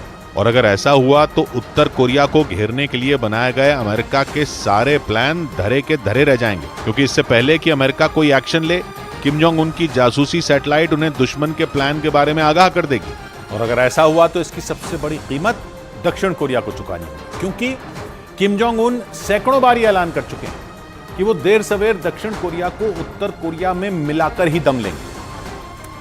और इसी वजह से ये जासूसी सैटेलाइट दक्षिण कोरिया के लिए सबसे बड़ा सिरदर्द बन चुकी है, क्योंकि अगर किम जोंग उन ने अंतरिक्ष में अपना जासूस बिठा दिया तो दक्षिण कोरिया की सालों की मेहनत एक झटके में बर्बाद हो सकती है। और माना जा रहा है कि इसी वजह से दक्षिण कोरिया किम जोंग उन को रोकने के लिए साम दाम दंड भेद वाली नीति अपना रहा। यहाँ तक कि उसने 2018 में दोनों देशों के बीच हुए समझौते को तोड़ने की धमकी तक दे डाली।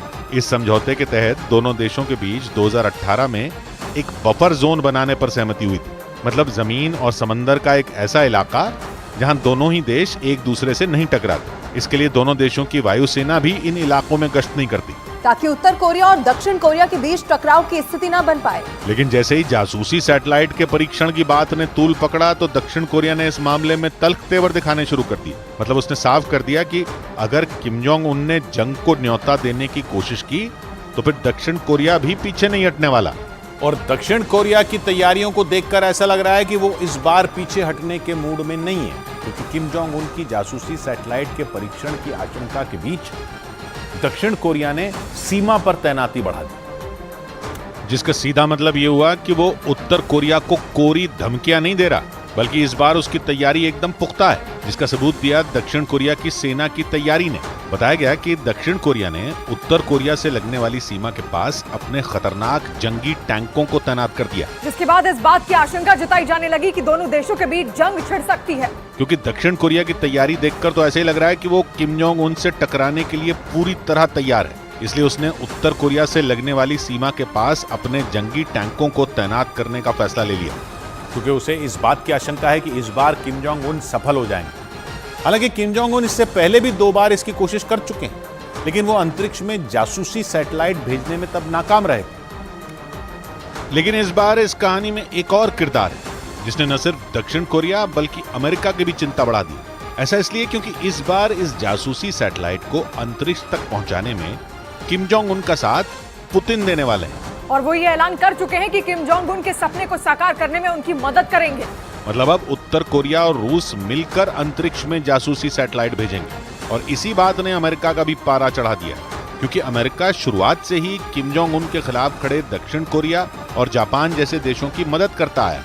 लेकिन अब उसके सबसे बड़े दुश्मन रूस ने किम जोंग उन से हाथ मिला लिया और माना जा रहा है कि इसी वजह से अमेरिका भी चिंता में आ गया।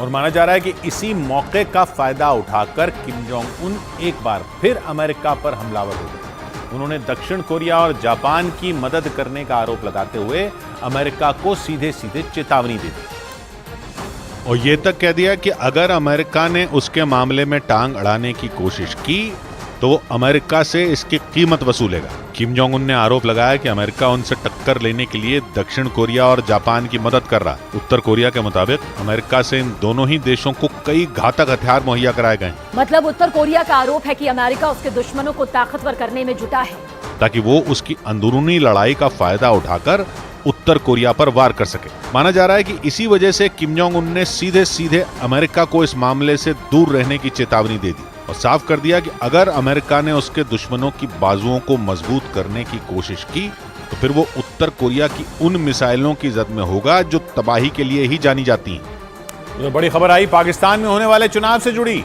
सूत्रों का दावा है कि पाकिस्तान में आतंकी संगठन लश्कर तैयबा के मुखिया हाफिज सईद का बेटा तलहा सईद चुनाव लड़ेगा। मतलब पाकिस्तान में भी अफगानिस्तान की तरह ही सत्ता की बागडोर आतंकियों के हाथ में आ सकती है। जानकारी के मुताबिक लश्कर के सरगना हाफिज सईद के बेटे तलहा सईद ने इसके लिए तैयारी भी शुरू कर दी है। पाकिस्तान में अगले साल चुनाव होने।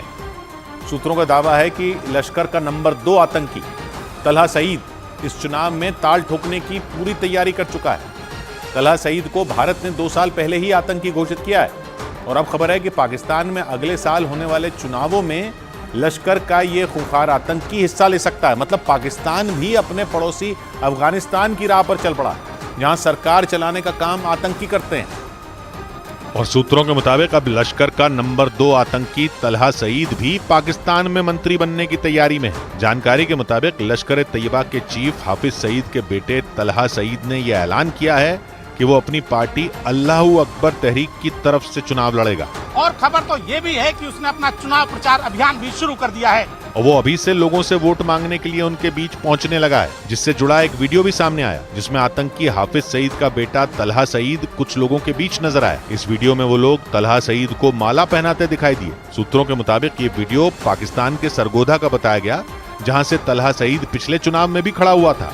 हालांकि 2018 में हुए चुनाव में उसे हार का सामना करना पड़ा था। तलहा सईद पाकिस्तान में बैठे भारत के सबसे बड़े दुश्मन हाफिज सईद का बेटा है। इसके अलावा वो खुद भी लश्कर के खूंखार आतंकियों में शामिल है और माना जा रहा है कि अब वो राजनीति का मुखौटा पहनने की कोशिश में है, इसलिए वो किसी भी कीमत पर चुनाव जीतकर पाकिस्तान में मंत्री बनना चाहता है। हालांकि उसने ये कोशिश पाकिस्तान में 2018 में हुए चुनाव के दौरान भी की थी। 2018 में उसने पाकिस्तान के सरगोधा से चुनाव लड़ा था, लेकिन उसे करीब 11,000 वोटों से हार का सामना करना पड़ा था। इस दौरान उसके साथ हाफिज सईद के दामाद हाफिज खालिद वलीद ने भी लाहौर से चुनाव लड़ा था, लेकिन उसे भी जीत नसीब नहीं हुई थी। वहां 2018 में हुए चुनाव में तलहा सईद की पार्टी अल्लाहू अकबर तहरीक ने कुल 50 उम्मीदवार उतारे थे, लेकिन वो 2018 के चुनाव में कोई खास असर डालने में कामयाब नहीं हो पाए थे। और पाकिस्तान में आतंक का साम्राज्य चलाने वाले हाफिज सईद के लिए ये किसी झटके से कम नहीं था, क्योंकि उस चुनाव में उसके बेटे तलहा सईद को भी जबरदस्त हार का सामना करना पड़ा था। माना जा रहा है कि उसी हार से बौखलाया तलहा सईद एक बार फिर सरगोधा से चुनाव लड़ने की तैयारी में है, जिसके लिए उसने अभी से अपना प्रचार करना शुरू कर दिया है ताकि वो पाकिस्तान में मंत्री बन सके। हालांकि सूत्रों के मुताबिक इस बार वो बड़े पैमाने पर तैयारी में जुटा है और उसका टारगेट पाकिस्तान में सरकार बनाने का है। मतलब अगर तलहा सईद अपने इस प्लान में कामयाब रहा तो पाकिस्तान में आतंकियों की सरकार हो, क्योंकि तलहा सईद भी अपने पिता हाफिज सईद की तरह ही भारत के दुश्मनों की लिस्ट में टॉप पर है और भारत ने 2022 में उसे आतंकी घोषित कर दिया था। तलहा सईद आतंकी संगठन लश्कर तैयबा का दूसरे नंबर का कमांडर माना जाता है। सूत्रों का दावा तो यह भी है कि हाफिज सईद के जेल जाने के बाद से लश्कर की कमान वही संभाल रहा है। जानकारी के मुताबिक तलहा सईद 2005 से लश्कर में एक्टिव हुआ था और 2011 तक वो लश्कर की उस विंग को संभालता था जहां युवाओं का ब्रेन वॉश किया जाता था। इसके अलावा उसने लश्कर के भी कई ऑपरेशनों में अहम भूमिका अदा की थी, जिनमें भारत में हुई कई आतंकी गतिविधियां भी शामिल हैं। यही वजह रही कि भारत ने 2022 में उसे वांटेड आतंकियों की लिस्ट में शामिल कर लिया था। हालांकि उसे ग्लोबल टेररिस्ट बनाने की कवायद में चीन ने अड़ंगा लगा दिया था। और माना जा रहा है कि दुनिया के सामने अपने बेटे की छवि सुधारने के लिए ही मुंबई हमलों के मास्टरमाइंड हाफिज सईद ने उसे चुनावी मैदान में उतारने का फैसला कर लिया। आरोप है कि पाकिस्तान की जेल में बंद आतंकी हाफिज सईद ही पर्दे के पीछे से तलहा सईद को मंत्री बनाने की प्लानिंग में लगा हुआ है, ताकि पाकिस्तान की सरकार में उसका सीधा दखल हो सके। क्योंकि पिछले कुछ साल में दुनिया के सामने अपनी इज्जत बचाने के लिए पाकिस्तान ने लश्कर समेत कई आतंकी संगठनों पर नकेल कसने का काम किया। कम से कम पाकिस्तान ने तो यही दावा किया कि उसने अपने यहाँ आतंकी गतिविधियों को हवा देने वाले लोगों को जेल में डालकर एक कड़ा संदेश देने की कोशिश की। लेकिन आरोप है कि जेल में बंद होने के बावजूद हाफिज सईद ही लश्कर से जुड़े तमाम फैसले ले रहा है और उन्हें जमीन पर उतारने का काम उसने अपने बेटे तलहा सईद को सौंपा। इसी वजह से यह माना जा रहा है कि तलहा सईद को भी दोबारा चुनावी मैदान में उतारना उसकी ही प्लानिंग का हिस्सा है, ताकि वो तलहा सईद की छवि सुधारने के साथ ही पाकिस्तान की सरकार में भी अपना सिक्का जमा सके। बड़ी खबर आई उत्तराखंड के उत्तरकाशी में चल रहे रेस्क्यू ऑपरेशन से जुड़ी। खबर है कि सुरंग में फंसे 41 मजदूरों की जिंदगी बचाने के लिए टनल में रोबोट भेजने की तैयारी है। बताया जा रहा है कि ये रोबोट सुरंग के अंदर पड़े मलबे के बीच बेहद संकरी जगह से दूसरी तरफ भेजा जाएगा और अंदर जाने के बाद ये रोबोट सुरंग के अंदर के हालात और वहां पाइप डालने की स्थिति का पता लगाएगा, ताकि मजदूरों को टनल से सुरक्षित बाहर निकालने के लिए वहां पाइप की मदद से एक मजबूत सुरंग बनाई जा सके। इसी महीने की 12 तारीख से अलग अलग राज्यों के 41 मजदूर सुरंग में फंसे हुए हैं और हर गुजरते दिन के साथ उनकी हालत बिगड़ती जा रही है। हालांकि पिछले 9 दिन से एनडीआरएफ और एसडीआरएफ समेत देश की 8 एजेंसियों ने मजदूरों को निकालने के लिए अपनी पूरी ताकत झोंक रखी है, लेकिन इसके बाद भी हालात जस के तस बने हुए। इसी वजह से सुरंग हादसे में फंसे मजदूरों को बचाने के लिए रोबोट की मदद लेने का प्लान तैयार किया गया है, जिसके तहत सुरंग के अंदर आए मलबे के ऊपर बची थोड़ी सी जगह से एक रोबोट नीचे भेजा जाएगा। इसके लिए सेना के लिए हथियार, ड्रोन और रोबोट बनाने वाली संस्था डीआरडीओ की रोबोटिक टीम उत्तरकाशी पहुंच चुकी है। जानकारी के मुताबिक दक्ष नाम के रोबोट को खाली जगह की जांच के लिए सुरंग में भेजा जाएगा। सुरंग के अंदर जो मलबा आया है उसके और सुरंग की ऊपरी छत के बीच थोड़ी जगह खाली है। उसी के रास्ते रोबोट भेजकर ये देखा जाएगा कि सुरंग की दूसरी तरफ कितनी जगह बची है और अगर जगह खाली मिली तो वहां से भी रेस्क्यू ऑपरेशन की संभावनाएं टटोली जाएंगी। प्लान यह है कि खाली जगह से सुरंग में पाइप डाला जाएगा, जिसका इस्तेमाल टनल में फंसे लोगों तक ऑक्सीजन और खाने का सामान भेजने के लिए किया जाएगा। हालांकि सुरंग में रोबोट भेजना इतना भी आसान नहीं है, क्योंकि सुरंग में ऊपर से मलबा आने की वजह से वहां न के बराबर जगह बची है, इसलिए वहां रोबोट भेजने की प्लानिंग की गई है, जिसकी मदद से सुरंग में ड्रिलिंग के दौरान आने वाली रुकावट का भी पता लगाया जा सकेगा। क्योंकि सुरंग से मलबा हटाने के लिए की जा रही ड्रिलिंग के दौरान कई बार चट्टानें सामने आ चुकी हैं, जिससे कई मशीनें खराब हो चुकी हैं। इस बार मजदूरों को बचाने के लिए वर्टिकल ड्रिलिंग यानी टनल के ऊपर से पहाड़ में छेद करने की तैयारी है। इसके लिए महाराष्ट्र के पुणे और हॉलैंड से ड्रिलिंग मशीनें मंगवाई गई हैं। डीआरडीओ की तरफ से लाया गया दक्ष रोबोट वर्टिकल ड्रिलिंग के दौरान आने वाली रुकावटों का पता भी लगाएगा, जो पहले ये बता देगा कि सुरंग में आगे खाली जगह है या फिर कोई चट्टान, ताकि वक्त रहते मशीन बंद की जा सके। पिछले 9 दिन से सुरंग में फंसे मजदूरों को बचाने के लिए केंद्र और राज्य सरकार ने पूरी ताकत लगा दी। एक रोज पहले ही केंद्रीय मंत्री नितिन गडकरी और उत्तराखंड के मुख्यमंत्री पुष्कर सिंह धामी ने उत्तरकाशी में रेस्क्यू ऑपरेशन में जुटे अधिकारियों और एक्सपर्ट से बात की। दोनों ने टनल के अंदर जाकर रेस्क्यू ऑपरेशन भी देखा और अधिकारियों को रेस्क्यू ऑपरेशन तेज करने के निर्देश भी दिए। 9 दिन से सुरंग में फंसे 41 मजदूरों को सुरक्षित बाहर निकालने के लिए खुदाई करने वाली ताकतवर मशीनों के जरिए स्टील के पाइप डालकर सुरंग बनाने की तैयारी की गई है, जिसके लिए सुरंग के ऊपर से पहाड़ का सीना चीरने का प्लान बनाया गया है। इसके लिए बाकायदा एक्सपर्ट की टीम ने कुछ जगहों की पहचान की है, जहां से वर्टिकल ड्रिलिंग यानी टनल के ऊपर से पहाड़ में छेद किया जाएगा। पहाड़ में जिस जगह से छेद करने की तैयारी है वो टनल के ऊपर है, जहां तक मशीनों को ले जाने के लिए सीमा पर सेना के लिए सड़क बनाने वाला संगठन BRO रास्ता तैयार करने के काम में जुटा है। ये पूरा रास्ता बनाया जाएगा और उसके बाद ये जो रास्ता है ऊपर तक उस पॉइंट तक पहुंचेगा जहां से ड्रिलिंग की उम्मीद की जा रही है। रेस्क्यू ऑपरेशन में जुटे अधिकारियों के मुताबिक ऑगर ड्रिलिंग मशीन से स्टील का एक पाइप डाला जाएगा। पाइप में इतनी जगह होगी कि उससे एक आदमी सीधा होकर आसानी से निकल सके। आसान शब्दों में कहें तो टनल में ऊपर से मजदूरों तक पहुंचने के लिए स्टील पाइप से एक सुरंग बनाने की तैयारी की गई। वर्टिकल ड्रिलिंग के लिए गुजरात और ओडिशा से भी मशीनें मंगवाई गई, जिनके आने के बाद पहाड़ में छेद करने का काम शुरू कर दिया जाएगा। लेकिन उससे पहले रेस्क्यू ऑपरेशन में जुटी NDRF की टीम ने मजदूरों को स्टील के पाइप से बाहर निकालने के लिए मॉक ड्रिल की, जिसका एक वीडियो भी सामने आया, जिसमें एक मशीन की मदद से मजदूरों को बाहर निकालने की तैयारियों को परखा गया। जो वीडियो सामने आया उसमें मजदूर को लिटाने के लिए एक स्ट्रेचर दिखाई दिया। इसके बाद NDRF का एक जवान उस पर लेट गया। लेटने के बाद उसे स्ट्रेचर में लगी बेल्ट से बांध दिया गया ताकि सुरंग से बाहर निकालने के दौरान कोई हादसा न हो। इसके बाद एक मशीन की मदद से स्ट्रेचर पर लेटे NDRF के जवान को उठाया गया और ये देखा गया कि ड्रिलिंग के बाद मजदूरों को स्टील की पाइप से कैसे और कितने समय में सुरक्षित बाहर निकाला जाएगा। मतलब NDRF और दूसरी एजेंसियों ने मजदूरों को निकालने के लिए अपनी क्षमताओं को परखना शुरू कर दिया ताकि स्टील की सुरंग बनने के बाद फौरन मजदूरों को निकाला जा सके, क्योंकि हर गुजरते दिन के साथ मजदूरों में खौफ बढ़ता जा रहा है और उन्हें यह डर सताने लगा है कि कहीं वो सुरंग में फंसे न रह जाएं। इसी वजह से मजदूरों को निकालने के लिए रेस्क्यू टीम ने एक नई रणनीति तैयार की, जिसके तहत टनल में 5 तरफ से ड्रिल करने का प्लान बनाया गया है। क्योंकि पिछले 9 दिन में मजदूरों को सुरंग से रेस्क्यू करने के जितने भी प्लान तैयार किए गए वो फेल हो चुके हैं। मलबे को हटाने के लिए 4 ताकतवर मशीनें मंगवाई गई। एक्सपर्ट्स ने 3 अलग अलग प्लान भी तैयार किए, लेकिन हर बार नाकामी ही हाथ लगी। इसी वजह से इस बार एक नई रणनीति बनाई गई, जिसके तहत NDRF, SDRF, ITBP और BRO समेत 8 एजेंसियां एक साथ टनल में 5 तरफ से ड्रिल करेंगी। जानकारी के मुताबिक पहली ड्रिल सिलक्यारा की ओर से मेन टनल में 35 मीटर तक जाएगी, जबकि डंडाल गांव की ओर से मेन टनल में 480 मीटर तक खुदाई होगी। डंडाल गांव की ही तरफ से 172 मीटर वर्टिकल ड्रिलिंग यानी ऊपर से छेद किया जाएगा। इसी तरह चौथी ड्रिलिंग सिलक्यारा से 350 मीटर आगे यमुनोत्री जाने वाले रास्ते से करने की तैयारी। और तो और सिलक्यारा की तरफ से ही 92 मीटर की 2 वर्टिकल ड्रिल का प्लान भी तैयार किया गया है।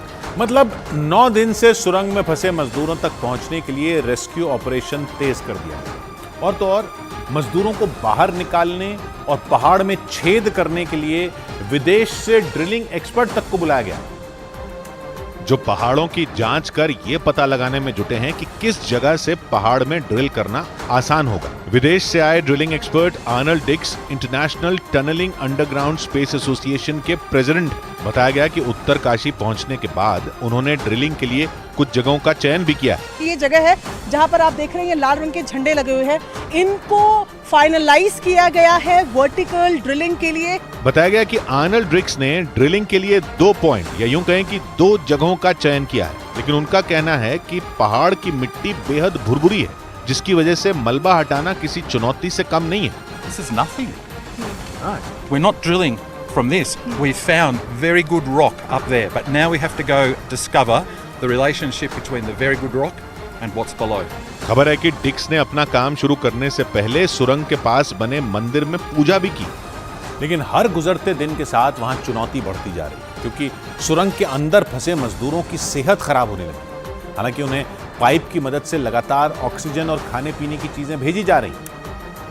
और रेस्क्यू ऑपरेशन में जुटे अधिकारी उन्हें जल्द बाहर निकालने का भरोसा भी दे रहे हैं, ताकि 9 दिन से टनल में फंसे मजदूरों का हौसला न टूटे। लेकिन रेस्क्यू ऑपरेशन में हो रही देरी की वजह से मुसीबत बढ़ती जा रही है। मेडिकल विशेषज्ञों के मुताबिक इस वक्त टनल में फंसे मजदूरों की सेहत को लेकर कई चुनौतियां हैं, और उनमें सबसे बड़ी चुनौती भरपूर ऑक्सीजन का मजदूरों तक नहीं पहुंचना है, क्योंकि सुरंग चारों तरफ से बंद हो गई, जिससे उन्हें सांस लेने में परेशानी हो रही। ऊपर से कई दिन भरपेट खाना नहीं मिलने से और सिर्फ ड्राई फ्रूट और चने खाने से उन्हें कमजोरी का सामना करना पड़ रहा है।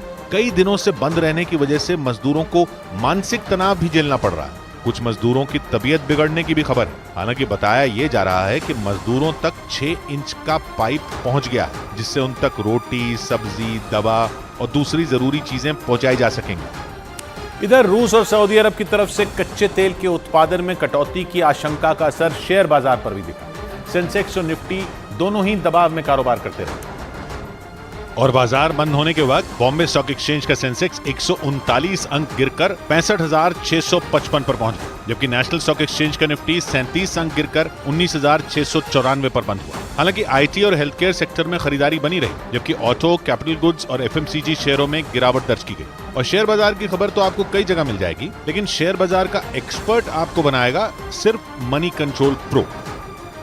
रजा रब की है गर इस पेड़ पर बिजली गिराने की। रजा रब की है गर इस पेड़ पर बिजली गिराने की, करेगा फिक्र वही आशियां मेरा बचाने की। सौभाग्य की एक बात कही सूरज ने, निशाना चूकता तेरा तो होती जग हंसी तेरी, सरक के आबरू हमने रखी तेरे निशाने की। मिलते हैं कल, घड़ी जब इशारा करेगी 9 बजे रात का, वक्त फिर होगा 100 बात की एक बात।